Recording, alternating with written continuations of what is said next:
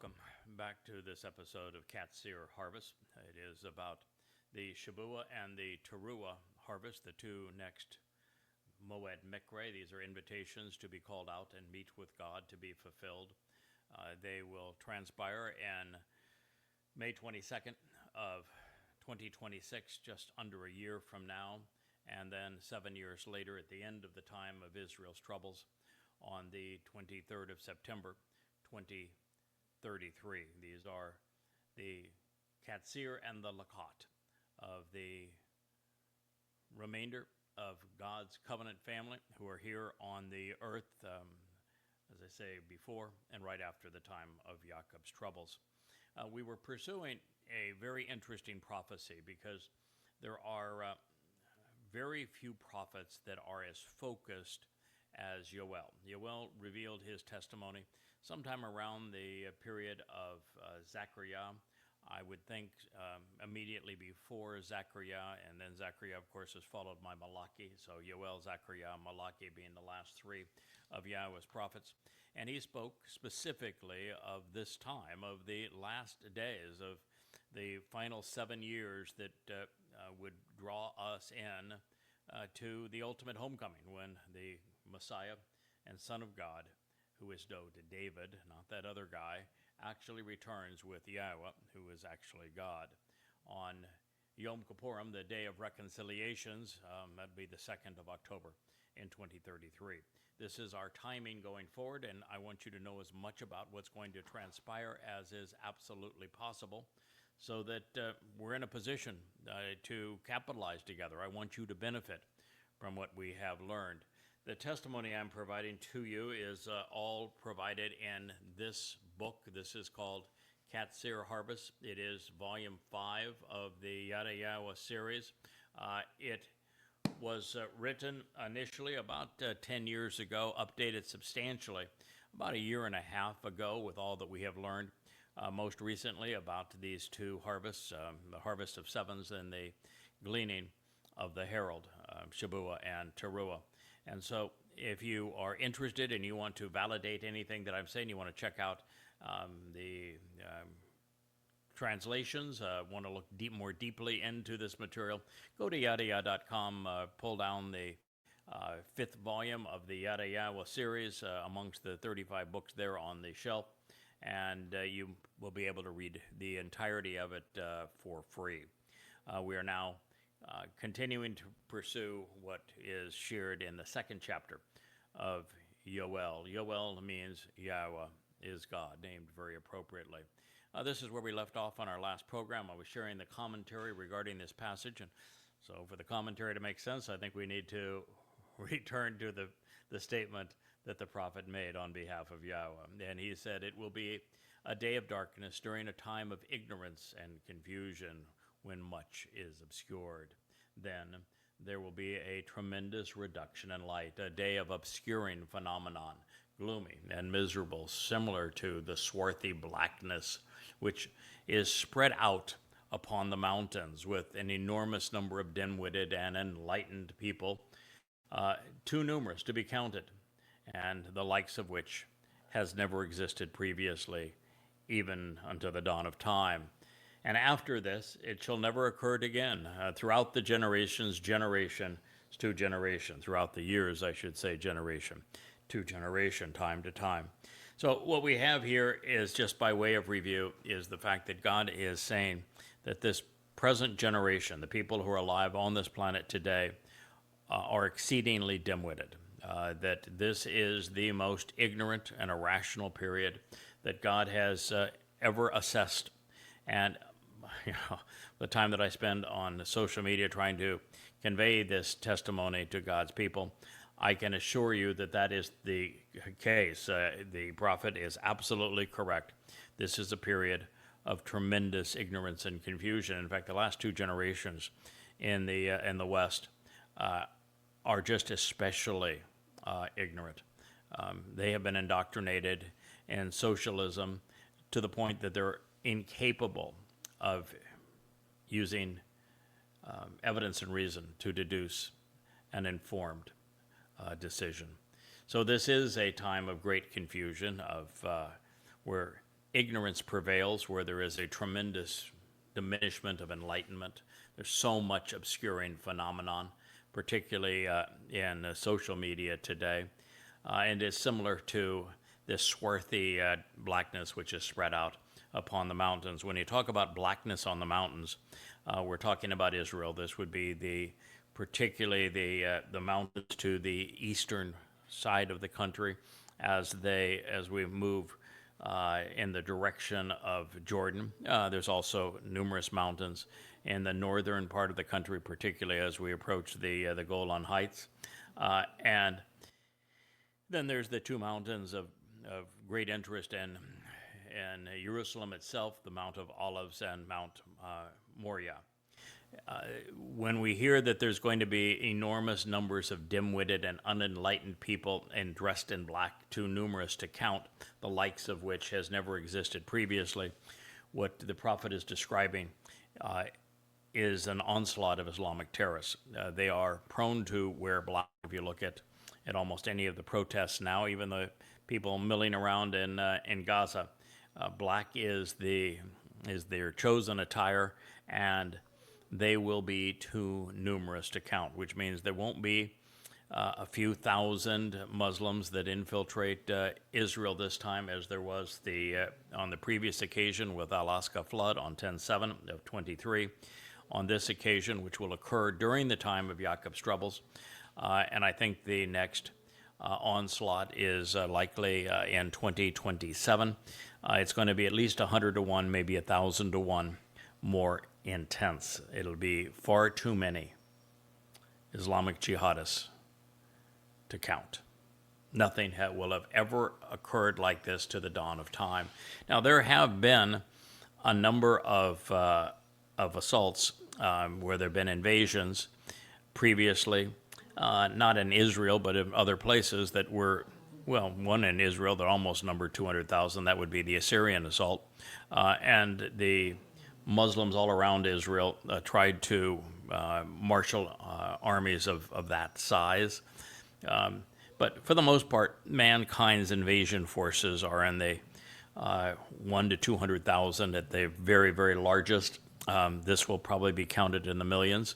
There have been millions previously, like the German advance into Russia during World War II was in the millions, but that is exceedingly rare. But since this says it's worse than anything that's ever happened previously, it is likely that this is going to be in the millions. Could be 2 to 5 million Islamic jihadists this time that infiltrate Israel. Then it says after this, it will never occur again. So we know that we're not in the last days yet, because it says this will never occur again throughout the years, generation to generation. And that means that we are going to reach a point of happily ever after, where we all have the opportunity to experience what it's like to live beside Todod, our King, and Yahowah, our God. So here, as I tried to share in the last program, Yoel has deployed what we call the full arsenal of words depicting how light can be deprived. And it was why I think it's important to look at the root of Am people, which is Amama, to convey the cognitive function of this invading horde. They are dim-witted, they are unenlightened. And in some cases, at least, when associated with Yisrael, while Am can mean family, on a number of occasions it actually depicts foes, in the case of militants. But in this situation, there are two things that the prophet wants us to appreciate: that there are more of them than can possibly be counted, and they are unintelligent, and they are prone to dress in black. They're representing a very dark force, and doing so unintelligently. So Yashaya also, since he's the prophet's prophet, if you will, he also addresses this moment, saying that the narrowing of Yisrael at the waist, which will be by the two-state dissolution, as I call it, will result in a massive flood of combatants, far more than can be counted. Now, to put this largest ever pronouncement in perspective, the most massive invading army at the time this was written would have been the 185,000 Assyrians that were sent to besiege Israel in 701 BCE. By comparison, Alexander the Great had less than 50,000 men at his command. In antiquity's greatest battle, Rome put 86,000 troops up against Hannibal's 60,000 Carthaginians during the Battle of Cannae in Italy in 216 BCE. And speaking of the Romans, a legion was comprised of 5,000 soldiers, and 4 were brought to bear against Judea in 70 CE, and 3 in 133. So Genghis Khan is said to have amassed a highly mobile army of nearly 200,000 warriors, but they were never deployed in a single invasion. And while the Germans sent upwards to 5 million men to die in the Soviet Union, they did not arrive or fight at the same time. So if you're looking for the largest invasion ever deployed at one time, it would be the foolishness of the D-Day Operation Overlord in June 1944. Then just over 130,000 troops landed on Normandy's beaches, with only 120,000 leaving them alive. In contrast to this, 3,500 Muslim mujahideen were sufficiently savage last year to bring Israel to her knees, although some say it was 5,000 to 6,000,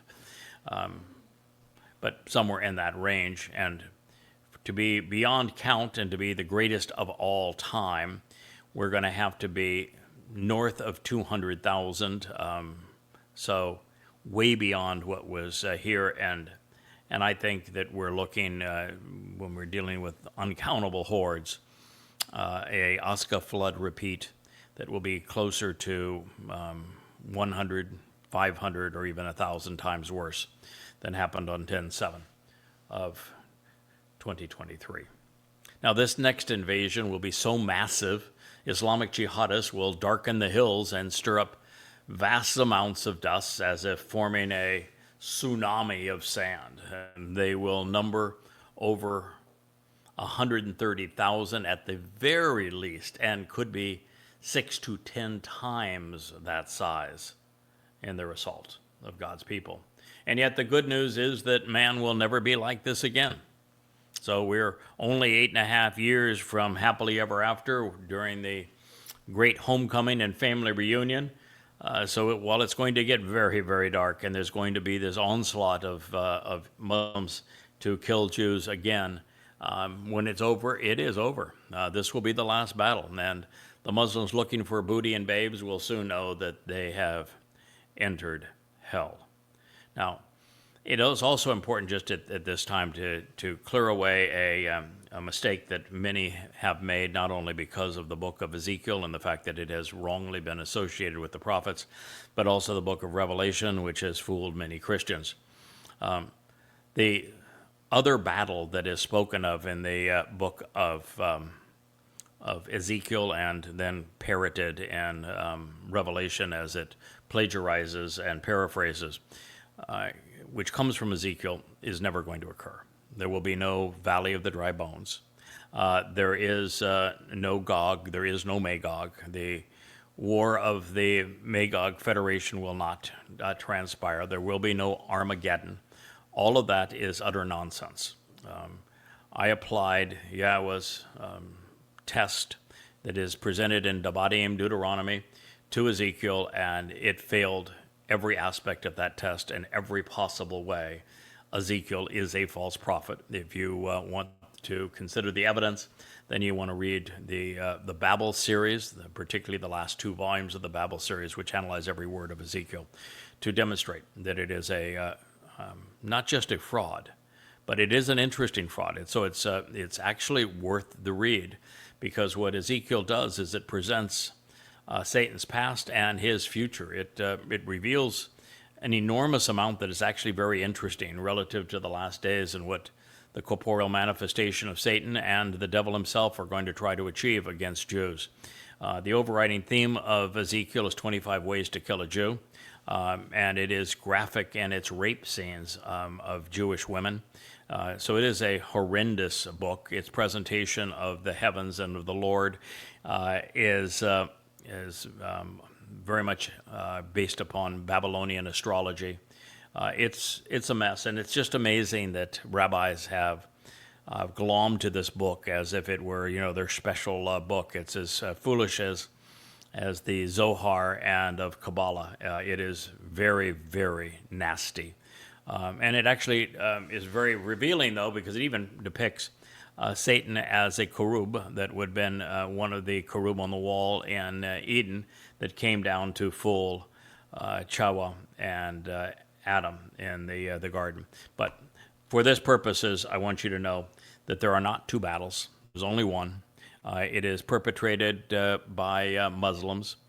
They may be augmented by some Marxists and some others, but they certainly will be wielding American weapons. We know that for certain. Maybe wielding some Chinese weapons as well.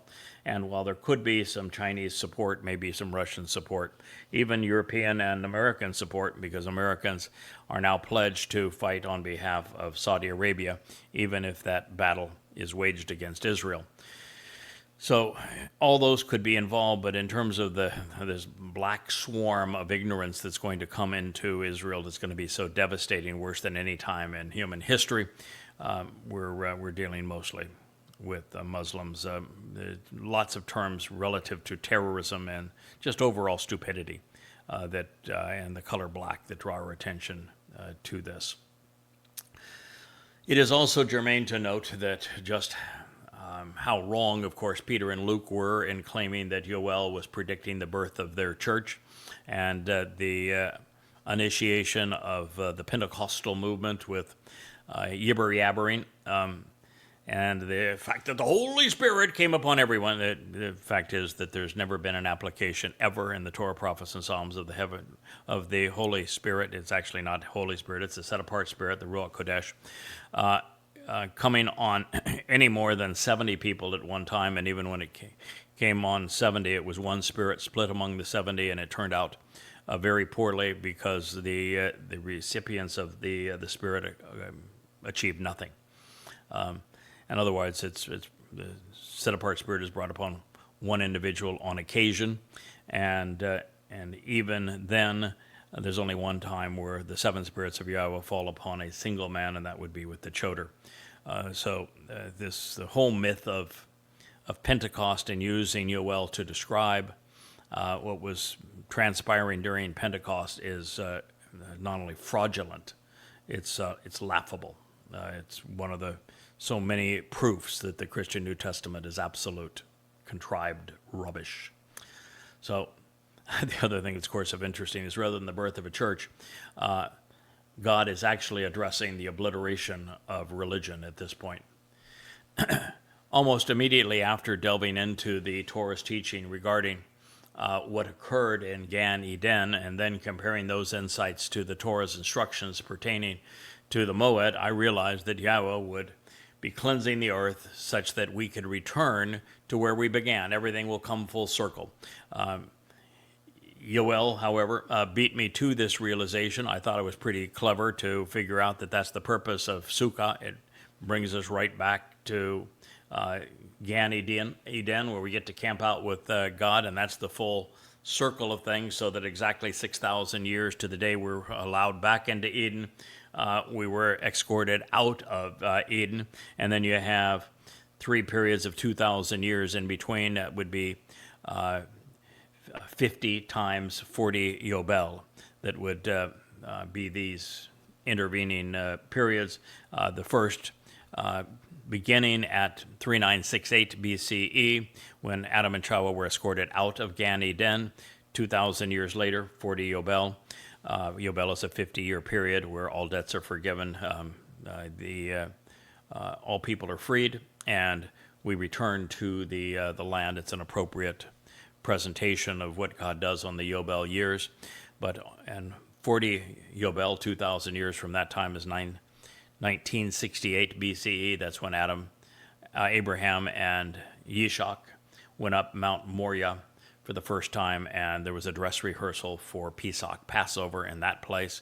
And then exactly 40 Yobel later, 2,000 years from 1968 BCE is 33 CE, when Dod arrived in his second of 3 lives to actually fulfill Pesach, Matzah, and Makotim in year 33 CE. And it will be exactly 40 Yobel, or 2,000 years after that, that King Dod will return with Yahowah on Yom Kippurim in 2033, fulfilling this 6,000 years, and then we enter a 1,000-year period of camping out with God in the conditions brought back to Eden. So here is Yoel's presentation of this, some 2,850 years before I was able to deduce it. As they approach, fire will consume them, and behind them a flame blazes, as the land and the earth continues to resemble the Gan Eden, the garden of great joy.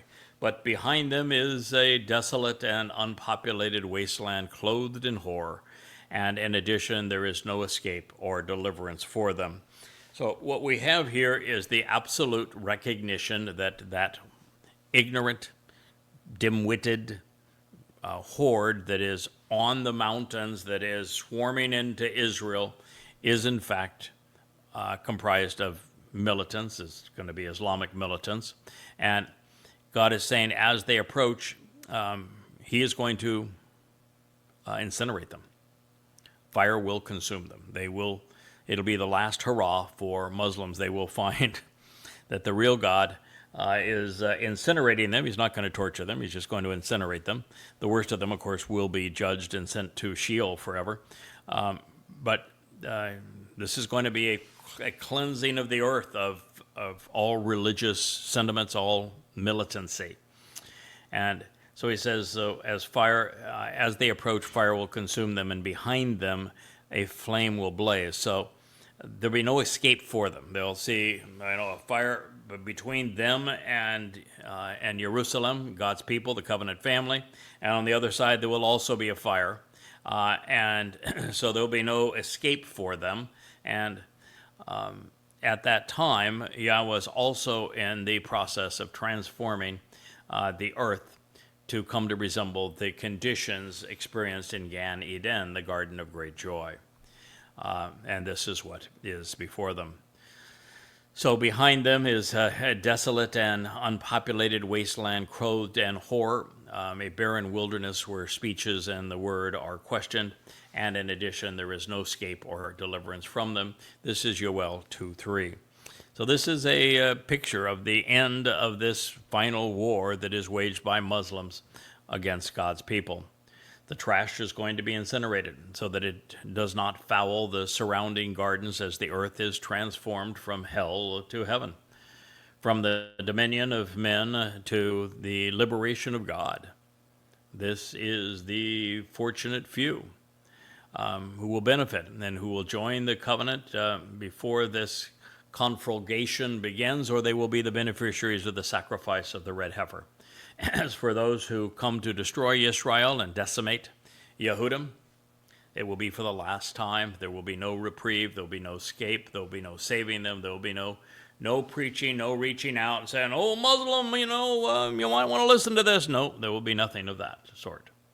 You come to harm Israel, you're gone. Expunged. Incinerated.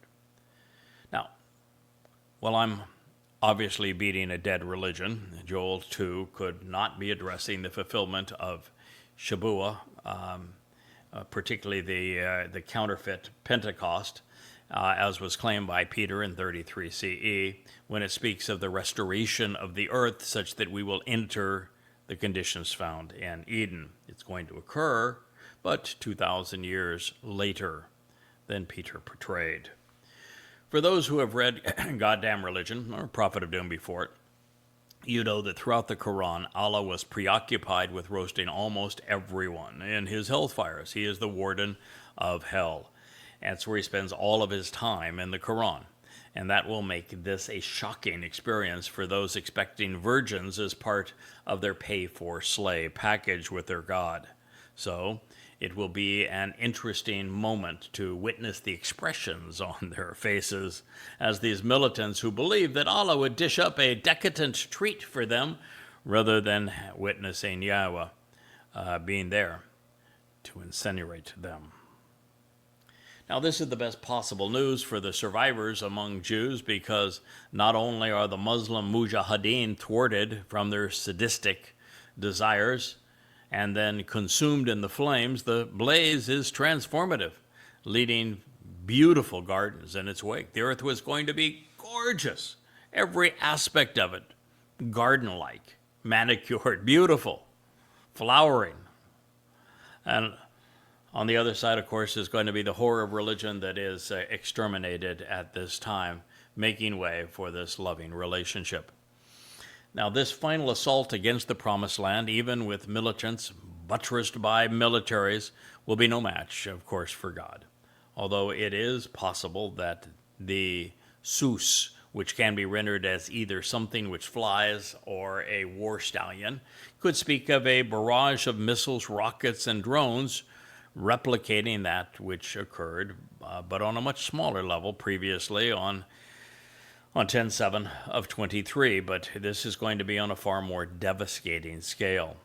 And one of the things that we have learned, both to some degree from the Iranians and the Houthis, but mostly from what's happened in the Russian-Ukrainian conflict, is that systems like the Patriot missile system, the Iron Dome, David Sling, that sort of thing, they are, very good at taking down a missile here or a missile there. They can take down a score of missiles here and a score of missiles there. They cannot do it efficiently, however. The cost of the interceptor is sometimes in the range of 100 times or more the cost of the original projectile. So if you want to destroy a country economically, you send a lot of missiles, and they devour their interceptors at a cost that is at least 100 to 1 and sometimes 1,000 to 1 in expense. But it's far worse news than that, which is that all a nation has to do now to overwhelm any ship's defenses, any airplane's defenses, any nation's defenses, is to send a lot of missiles. That's the reason why floating Navy ships are nothing now but coffins. There's no way to project a force anywhere in the world.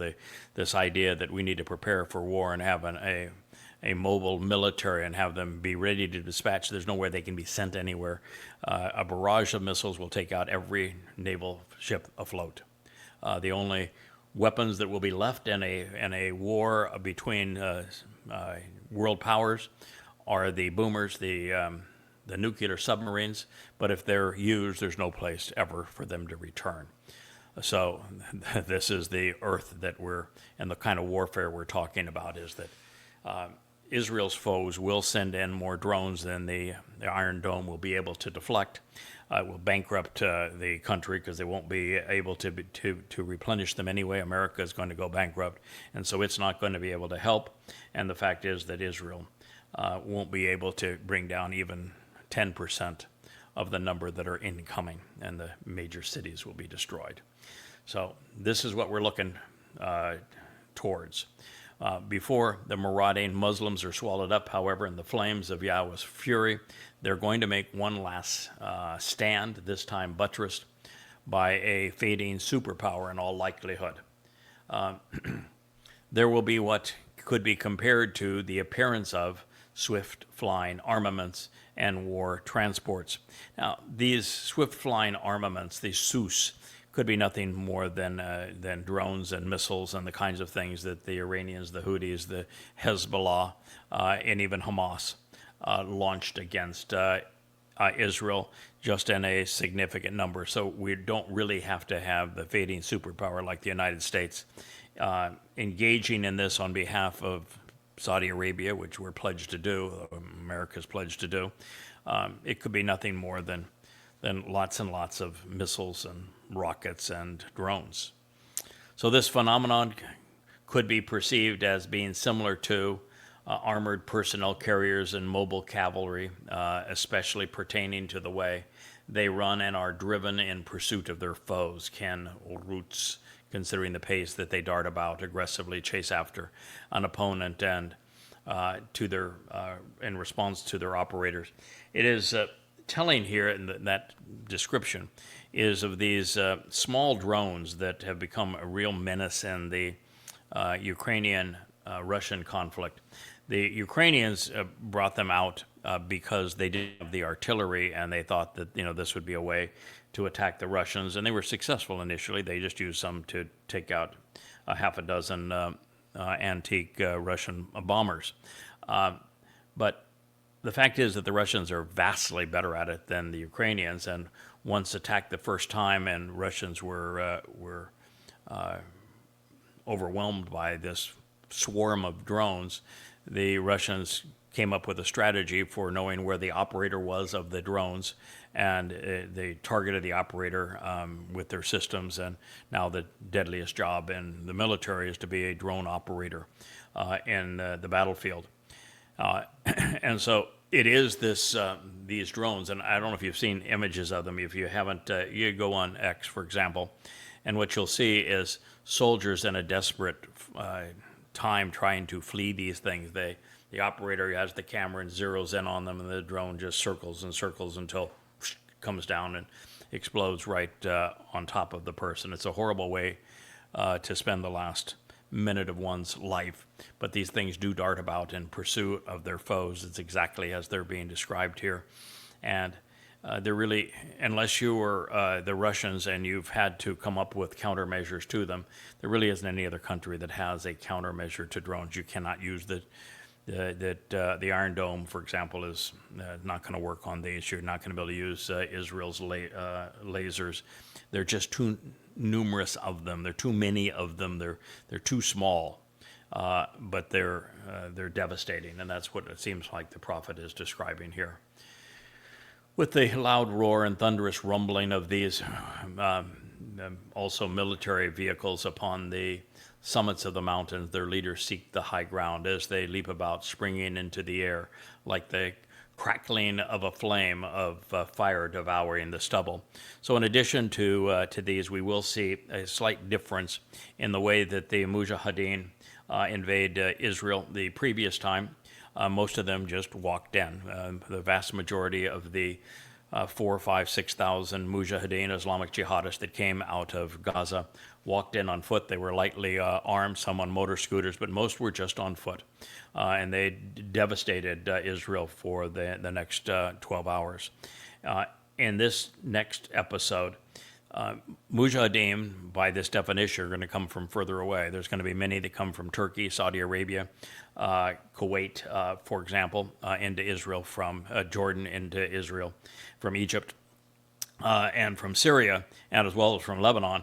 And so they're going to be riding in military vehicles and also in trucks. There's going to be lots and lots of them. Again, so many of them, it's going to be almost impossible for the IDF to target this many transports, but it is through these transports that they're going to come in and invade Israel. They will leap about, springing into the air like crackling of a flame, of fire devouring the stubble.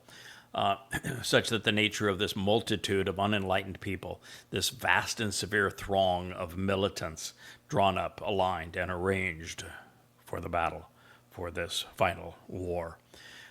Joel 2:5. So he is telling Israel, this is what you need to expect. Now, Israel is in a really difficult position here because the IDF was conceived to defend Israel against militaries. And when it comes to combined Islamic nations attacking Israel with Soviet and now with American weapons, and using jet fighters, using tanks, and using advanced military equipment, Israel is exceedingly effective. Great example to be the Six-Day War, and again, even grossly outnumbered and taken by surprise, the Yom Kippur War, would be examples of this. And since that time, Israel has invested heavily in F-15s and F-35s, and in small cruisers, in submarines, and in ballistic missile technology, as well as drone and missile interceptors. But that's not the way this battle is going to be fought. That's why when 10/7 happened, and Muslims just simply had bulldozers pushed through the fence, after the gun battles that took place against the Israeli IDF positions along that fence line, the rest of it was pretty simplistic. These were men that were typically fairly lightly armed, many times just using knives and garden implements. And they wreaked havoc with Israel, and Israel had no idea how to respond. They didn't send any tanks down to prevent captives going back into Gaza. They didn't launch a single one of their Apache gunships. They didn't deploy anything, personnel carriers of any significance. Israel had no idea. The IDF had absolutely no idea how to respond to this flood of jihadists, and this was 100 to 1,000 times less than what's going to come. And if you look at what Israel is spending its money on in terms of the IDF, in terms of equipment, it is to bomb Iran and to deal with the Houthis, but not with another onslaught of Islamic jihadists.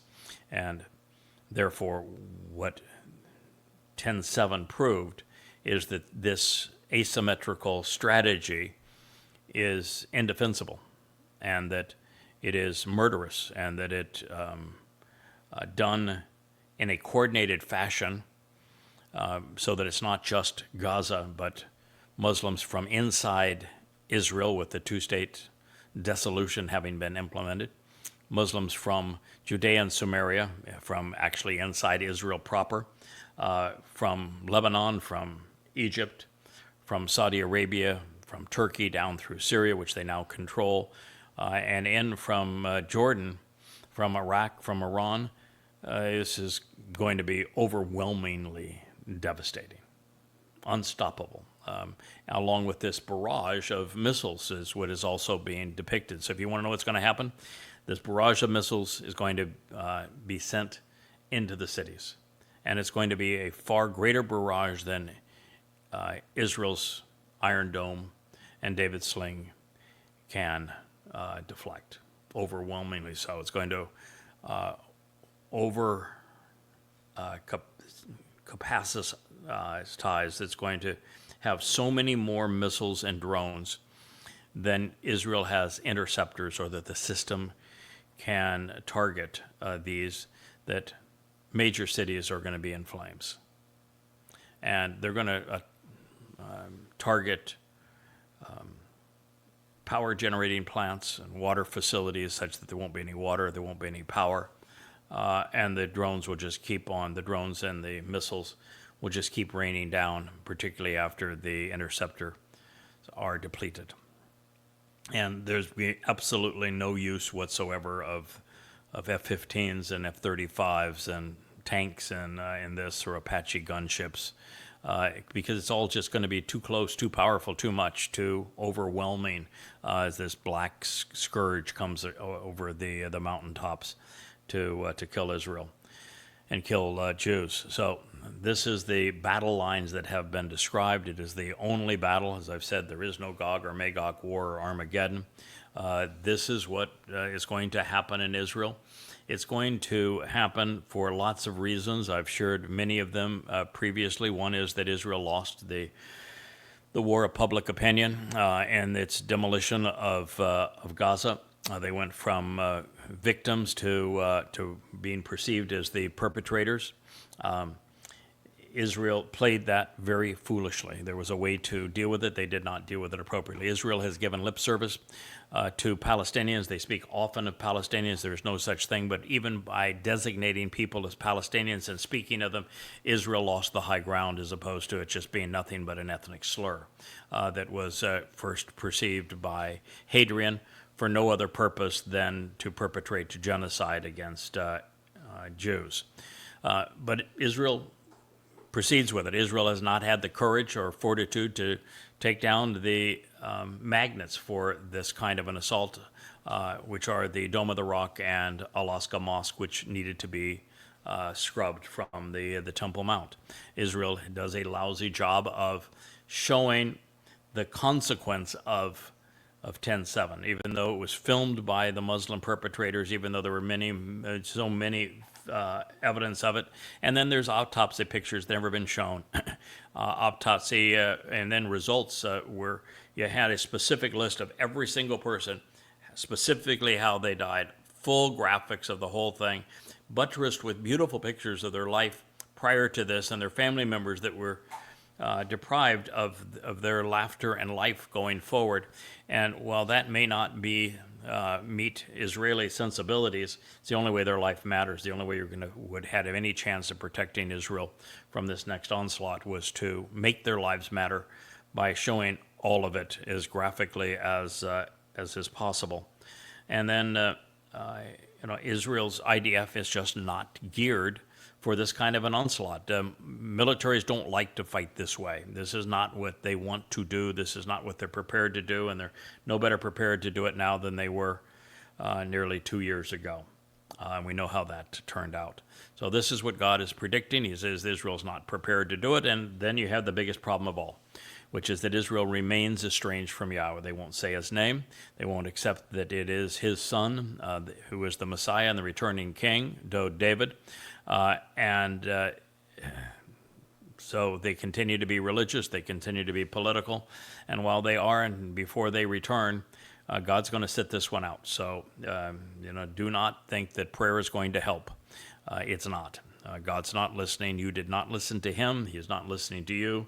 He is not going to intervene until the very end. Yes, at the end, and this will be beginning on Towrah, which is one of the harvests, this one in 2033, September 23rd and 24th, then God is finally going to intervene, but by that time, 2 of every 3 Jews will be dead, and a much higher percentage of the overall population of the earth.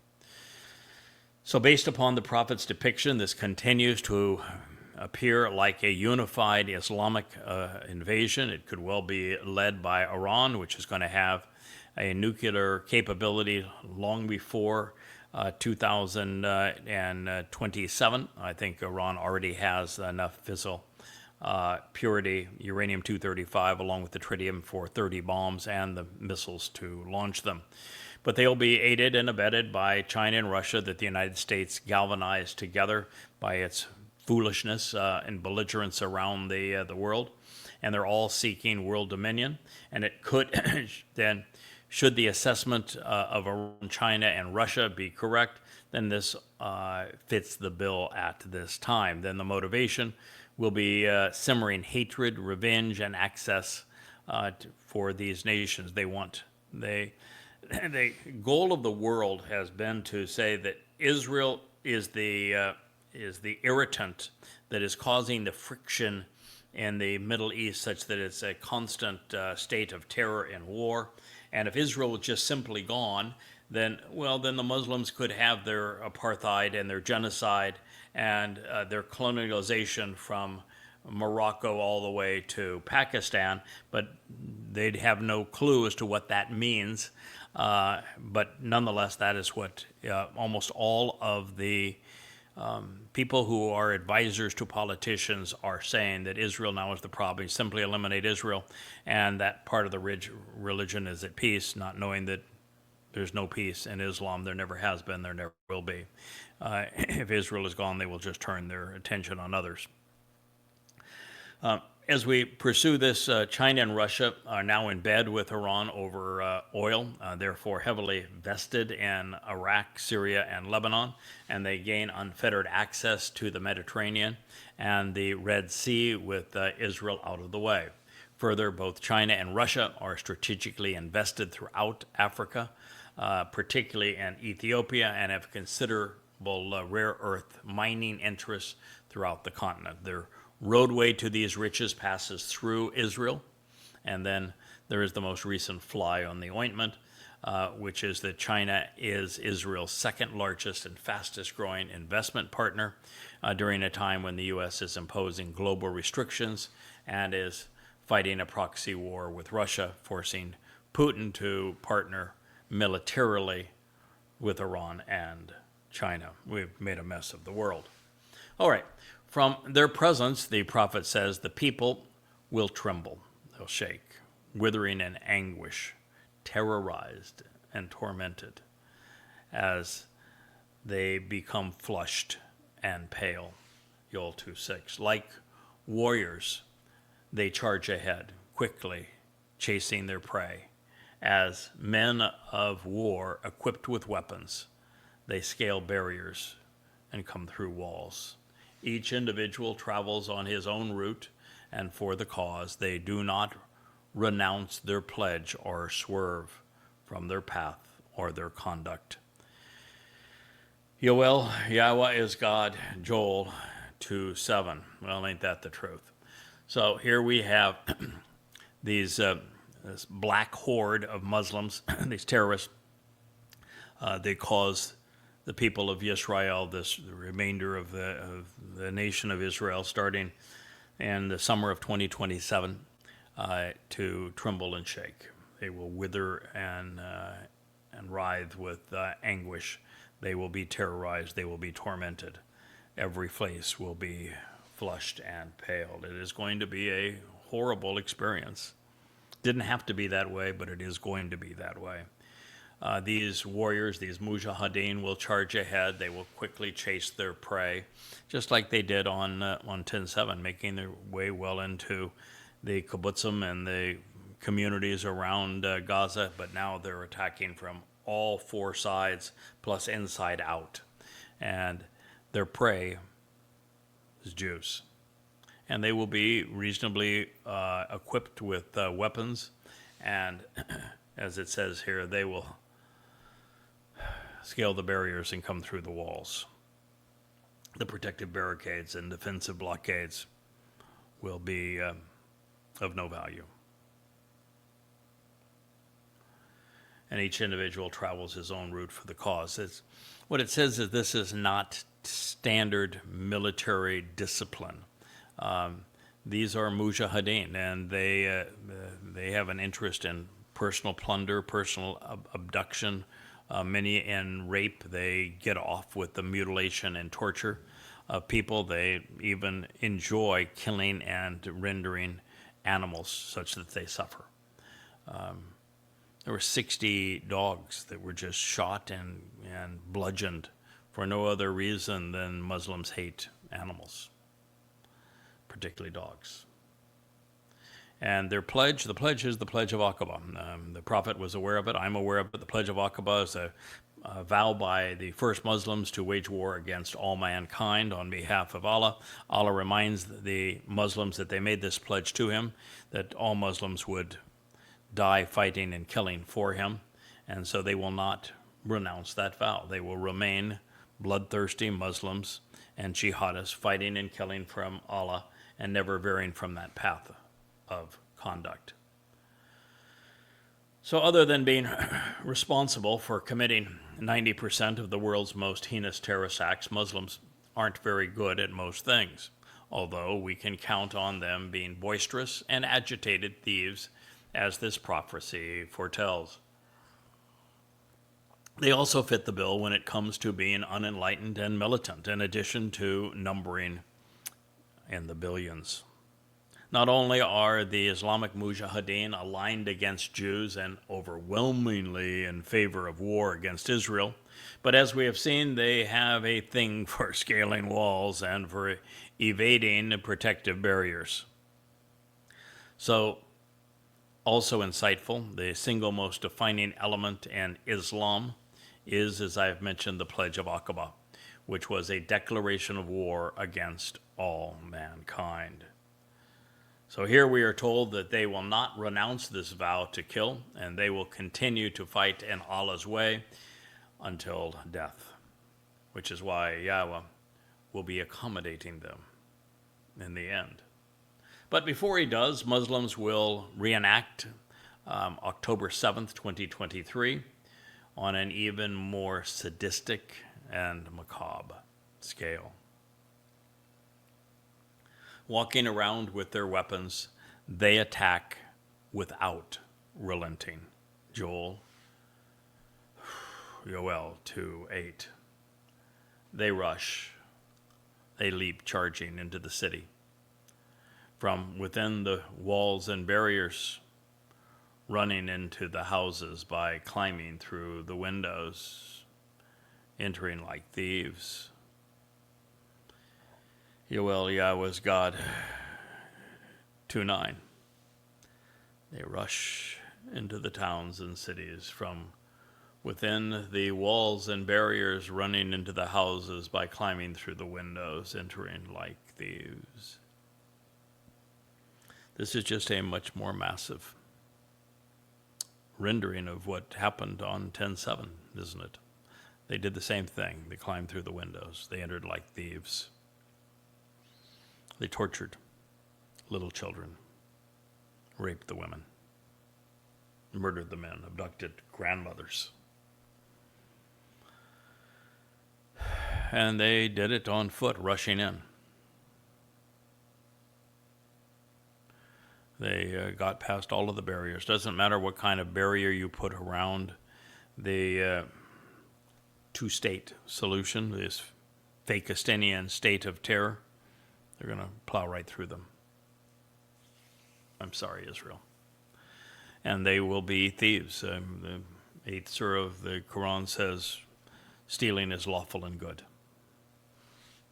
The Quran condones rape, condones the slave trade and abducting people for a ransom. It condones mass murder, condones anti-Semitism. So it's as if Yahowah was taken forward in time to witness Muslim atrocities that have been and will once again be perpetrated against his people. This is precisely what occurred, not only on 10/7, but you can go all the way back to the atrocities that Muhammad perpetrated in Yathrib and again on Kabar. This is the essence of 10/7, and it will occur again, likely in the summer, early summer of 2027 being the next invasion. Make no mistake, Muslims have a special kind of savage. Unlike other militants in Israel, history tells us that they are far more perverted, ruthless, and cruel, sadistic than any militants ever. They're far worse than Nazis. I know that there's this tendency to compare Hamas to Nazis, but I'm here to tell you that there is no comparison. These Muslims are vastly more ruthless, cruel, perverted, sadistic, demonic. And you know it to be true. And make no mistake, there's going to be Muslims, Satan's army. What we have read describes militants more reliant on vast numbers of fighters, jihadists, than advanced technology. It's going to be a horrifying experience. And recognize that most recently the United States has brokered deals to sell hundreds of billions of dollars worth of weaponry, to Saudi Arabia, to Qatar, to the United Arab Emirates, to Kuwait. It's continuing to sell billions to, and even give billions to Egypt. Soon be giving billions of weapons to Syria. Doing the same for Jordan. The United States is not only the merchant of death, but is the one arming and abetting Israel's enemies. It's going to be a horrifying experience. The only protection from this will be Yahowah and his covenant. And his family, your family, is protected. But for that to occur, you will need to join us on Shabuah, or otherwise this is your lot. It says that the earth is going to quake before them. The heavens will be shaken. The sun and the moon will grow dark, and the stars will lose their brightness and be taken away. The earth quaking is a combination of many things. If you were being assaulted by tens of thousands, hundreds of thousands, millions of Islamic jihadists, and they're all screaming Allahu Akbar and throwing their grenades and their RPGs and shooting them and their AK-47s, and their countless rockets that are exploding overhead, the earth is going to seem to shake. But also with the nuclear onslaught that's going to take place at this time between the superpowers, that's going to make it worse. And we are on an earthquake fault that goes right through this. And I can see the earth, with Yahowah saying it's time just to be revolting. The heavens themselves are going to shake. The sun and the moon are going to grow dark. This can be figurative, it could be literal. In a nuclear conflagration, there's going to be a nuclear winter, and that is going to cause the sky to grow dark. There is significant possibility of greater volcanic eruptions at this time, as Yahowah just shows his disgust with the world. And of course, war is a dirty thing. These could all be contributors to the sun and the moon losing their light. Of course, on the worst day for, or at least the end of the savagery and the beginning of happily ever after, is going to be to a full solar eclipse, that on the Shabat of Towrah, the 24th of September, 2033, during the sacrifice of the red heifer. But the sun and the moon represent the greater and lesser luminaries of the fourth day of creation. They are Dod and Yada. And the sun is Dod. He is brilliant. He is returning with Yahowah brilliantly. And before his return, there's going to be great darkness. The sun will be obscured. And the moon, representing the lesser luminary that reflects the sun's light, Dod's light, his life, physical life, will also be taken at this moment, at this time. Everything is going to appear to grow very dark before Yahowah ignites that flame and light returns. So the atmosphere is going to be really dark and dreary and obscuring in many ways. So from heaven's perspective, darkness can also be a state of mind. And in this case, Muslims will be out of their minds when ravaging God's people. We know that the 3,000 mujahideen, to 5,000, depending on whose numbers you want to use, were so barbaric that they left a gaping wound on Israel in 10/7/23. So it's hard to imagine the havoc that 100 times, perhaps 1,000-fold, this number will cause. That is exactly what Yahowah is telling Israel through the prophet Yoel. And while these Muslims will be intent on genocide, Jews should be forewarned that they are readily distracted by rape and plunder, even by sadistic torture, as these things are encouraged by their wannabe God and their false prophet, Allah and Muhammad. But there is more to this story and this depiction of universal genesis.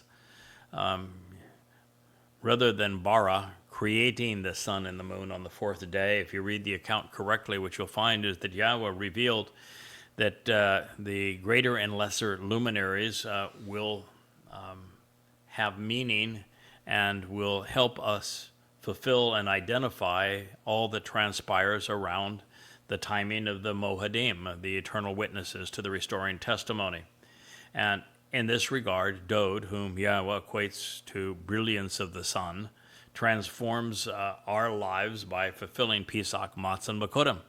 And while God's firstborn will soon return to initiate this homecoming of Kippurim reconciliations between Yahowah and Yisrael, no one knew any of this prior to his Bashar, heralds, revelations, as they were presented initially in Yada Yahowah and now are part of the Yahowah blog. And in this way, Yada has come to mirror Dod's brilliance as the moon reflects the sun's light and now is this lesser luminary. Therefore, in this prophetic pronouncement, Yoel is revealing that in the minds of this murderous Islamic assault on Israel, in the midst of it, the enlightenment provided by the sun, symbolic of the Son of God, and the moon, representing the one reflecting the king's light, is going to be diminished for a moment. And this is because of Shabuah.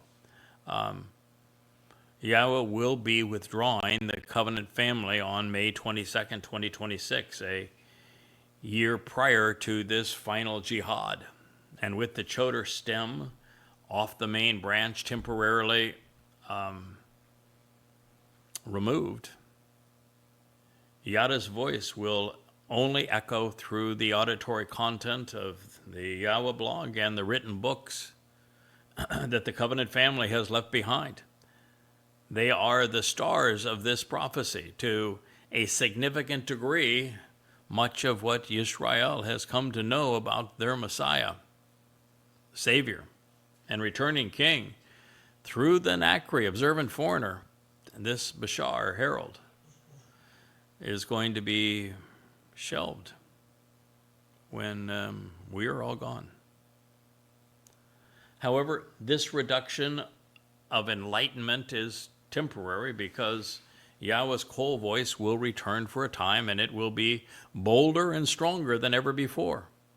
Just as Yoel, the second chapter, 10th verse, leads to the pronouncement in 2:11.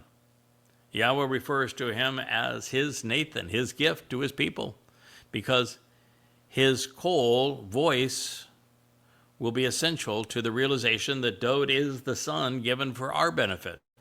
Yahweh's call voice will serve as an Edah, a witness, a Bashar, heralding our Malak's king's return. So I would recommend listening to the one God has provided for his people. We'll conclude this program on this passage and resume here in our next. Yahweh will have offered by having given Nathan call voice, his voice, for the presence of his especially capable and influential one. This is because exceedingly great is his mercy and favoritism. Indeed, a potent and powerful force is he who engages and acts upon his word. Truly valuable and important, capable and competent. The day of Yahweh will be exceedingly awesome for whoever is lifted up and carried away by him. This is Yoel 2:10-11. So what we have is Yahweh announcing that there's going to be one who is given at this time. And that one would be God's call, his voice. He is going to be offered as a gift to give voice to the presence of the most capable and influential one of all time. That would be David, our Messiah, returning King, our Savior, the very Son of God. And that is what we do these programs for. That's the reason we wrote these books. This is why we speak. It's, this is the greatest discovery, I think, in human history, that the most popular religion of all time is based on an absolute lie. There never was a Jesus. Mr. Christ never existed. It was conceived by Paul by robbing Dod of his accolades, titles, and achievements. He didn't make it out of thin air. Dod actually came as the Messiah, as the Son of God, as the returning King to Yisrael and Yehudah, exactly when he said he would do in 33 CE, and he fulfilled Pesach, Passover, as the Passover lamb by allowing the Romans to crucify him. Those things actually happened, and Dod writes vociferously of them, and the other prophets speak of them, and this is what Paul ripped off to create the counterfeit myth of Jesus through identity theft. That is the greatest discovery of all human history. And it not only proves that there was no Jesus Christ and that the entire New Testament is completely fraudulent, but when you remove that religious rubbish, you're able to see the most profound truth of all, which is that we know the Messiah. We know the returning King. We know what he has done for us by fulfilling Pesach, Matzah, and Makorim. He gave us life. He gave us the opportunity to be perfect and adopted in God's family, enriched and empowered by him. And to avoid all of this nonsense, all this doom and gloom that will precede his return. And we know that it is he that is returning, and that the purpose of the one that Yahweh is offering as the gift to give voice to this truth is calling our attention to Dod's return. And this is because of the greatness of his mercy and favoritism. Indeed, this is going to be a potent force to engage and act upon Yahweh's word. And he's, from God's perspective, and should be from yours, truly valuable, important, capable, and competent. Just as Dod is the ultimate Gabor, his herald is also Gabor and Gadol, significant, enabling, empowering. And all of this leads to Yahweh's return. There is no return of God without this message. There's no return of the Messiah without this message. There'll be no one for them to return to. No reason to come back to the earth.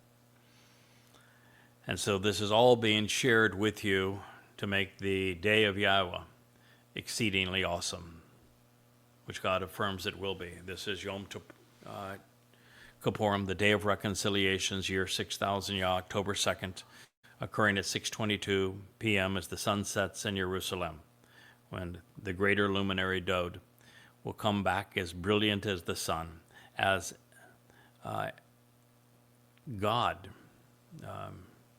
Eloah, in Yahweh's presence. Spectacular moment, the greatest sight in the history of the universe, as this manifestation of God's power is accompanied by our Messiah and King, the very Son of God, Dod, at this time. And that is the great day of Yahweh. And what he's going to achieve on that day is the reconciliation of his relationship with his not only covenant family, but also with the mortal remnant of his people. And whoever is lifted up and carried away on this day, it is happily ever after. So I thank you for listening to our second attempt here at the YAHOWAH blog for today, as we pursued our study in the Qatsyr harvest and the time and the circumstances surrounding them. Thank you so much for listening. I am Yada, Craig Winn, and this has been the YAHOWAH blog.